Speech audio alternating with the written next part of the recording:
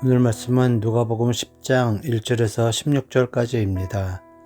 그 후에 주께서 따로 70인을 세우사 친히 가시려는 각 동네와 각 지역으로 둘씩 앞서 보내시며 이르시되 추수할 것은 많되 일꾼이 적으니 그러므로 추수하는 주인에게 청하여 추수할 일꾼들을 보내주소서 하라. 갈지어다 내가 너희를 보냄이 어린 양을 이리 가운데로 보낸과 같도다. 전대나 배낭이나 신발을 가지지 말며 길에서 아무에게도 문안하지 말며 어느 집에 들어가든지 먼저 말하되 이 집이 평안할지어다 하라.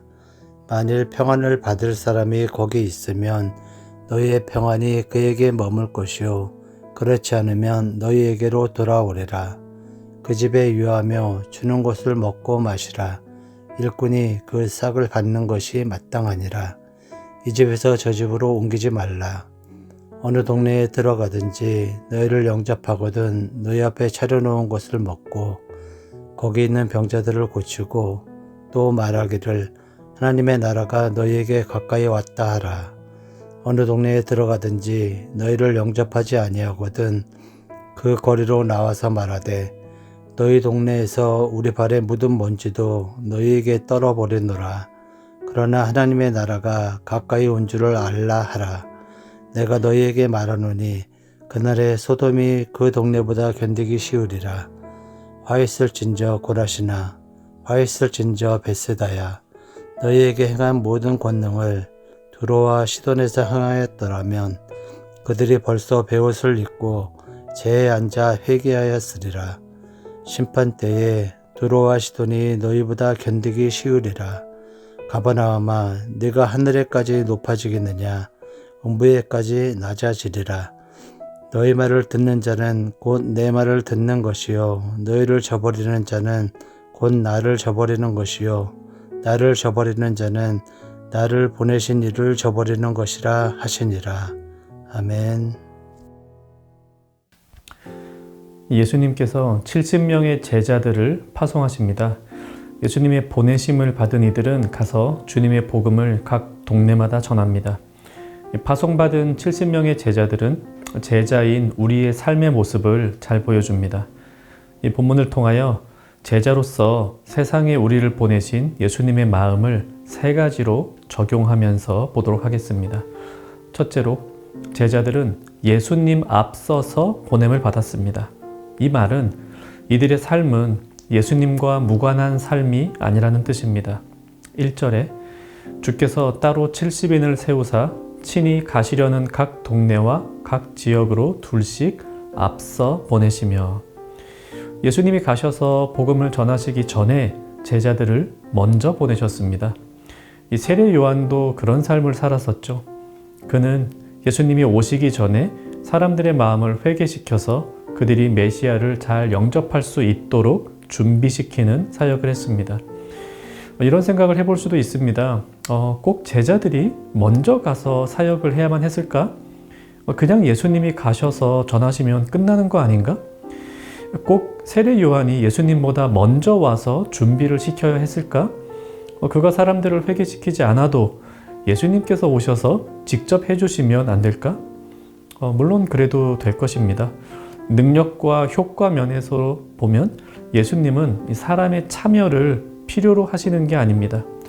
세례 요한을 먼저 오게 하신 것이나 70명의 제자들을 먼저 파송하신 것은 그들이 아니면 일이 안 되기 때문이 아닙니다.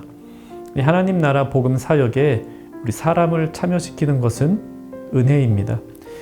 우리로서는 할 수 없는 일, 하나님 나라를 확장하고 복음을 전파하는데 우리를 사용해 주시는 은혜입니다. 주님은 모든 것을 시작하시고 또 모든 것을 끝내시는 분이십니다. 그 중간에 부족한 우리를 사용하십니다. 우리 모두는 예수님의 부르심을 받은 사람들입니다. 세례 요한의 삶이 그러했듯이 70명의 제자들이 또 경험했듯이 우리의 삶 전체는 예수님보다 먼저 파송받은 삶입니다.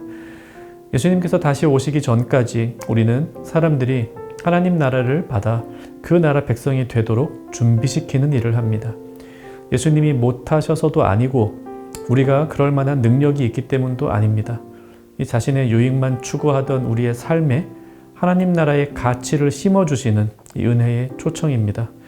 나의 삶은 주님께 보냄받은 삶이라는 사실을 항상 기억하며 살아가야 하겠습니다. 둘째로, 하나님 나라를 전파하는 이들은 보내신 분만 의지합니다. 예수님은 파송하는 70명에게 돈주머니, 가방, 신발 등을 가지고 가지 말라고 하십니다.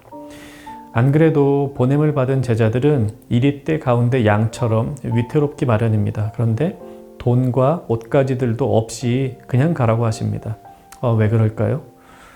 아무것도 없기 때문에 보냄받은 제자들은 오직 주님만 의지할 수밖에 없습니다. 의지할 곳이 많으면 분산됩니다. 때로는 주님을 의지하지만 주님 없어도 기댈 때가 있으면 우리는 다른 곳에 기대게 됩니다. 보냄받은 제자들은 주님 말고는 의지할 곳이 없는 그런 상황 하에서 복음을 전했습니다. 그래서 그들은 주님만을 의지합니다. 또한 그들은 다른 일을 하지 말고 오직 주님이 주신 메시지만을 전하는 데에 집중하도록 명령받았습니다. 4절을 보면 주님은 길에서 다른 이들과 인사도 하지 말고 오직 보내심을 받은 목적에만 충실하라고 하십니다. 말하자면 제자들은 하는 일도 단순하고 가진 것도 없습니다. 가진 게 없으면 삶은 단순해집니다. 삶이 단순하면 삶의 목표와 방향도 분명하게 보입니다. 반대로 너무 많은 걸 가졌거나 하는 일이 너무 많으면 삶의 목적과 방향도 복잡해집니다. 주님이 아무것도 가지지 말고 아무에게 인사도 하지 말고 가라고 하신 이유 분명합니다. 단순한 삶, 주님만을 의지하고 주님의 명령만을 수행하는 삶을 살라고 하셨습니다. 이 그리스도의 제자로 부르심을 받은 우리의 삶 또한 그리스도 중심의 단순한 삶이어야 합니다.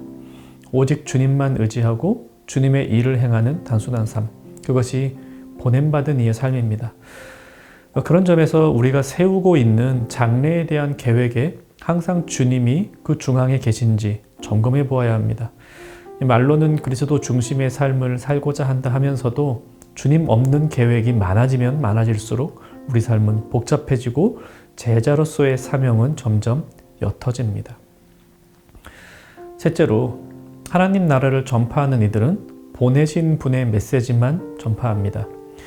제자들의 메시지를 들은 사람들 중에 어떤 이들은 복음을 받고 어떤 이들은 받지 않습니다. 그렇다고 해서 메시지의 내용이 바뀌지는 않습니다. 보다 많은 사람들이 좋아할 만한 내용, 받기에 편한 내용으로 바꾸지 않습니다. 보냄을 받은 이들의 책임은 보내신 분이 전하라 하신 메시지를 전하는 것입니다.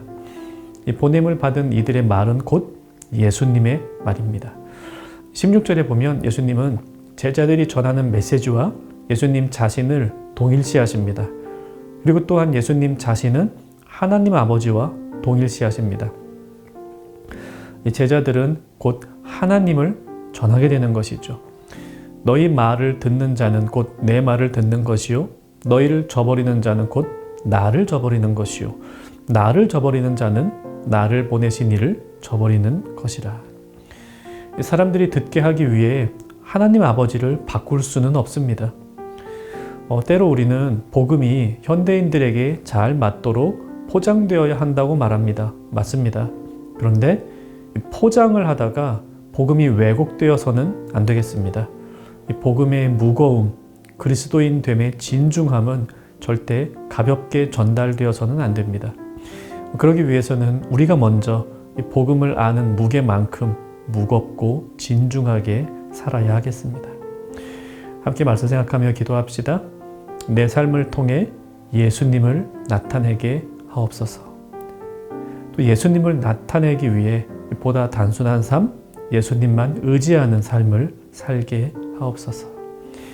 오늘 하루도 보내심을 받은 자다운 그런 삶을 살아가는 청년가족 되시기를 바랍니다.